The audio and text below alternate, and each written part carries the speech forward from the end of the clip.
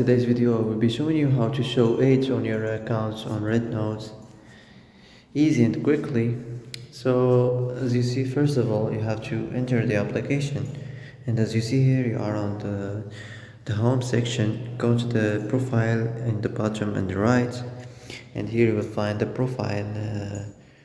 profile section. Here you can customize it as you want.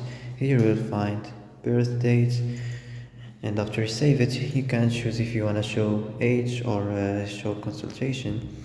So that's it, as you see.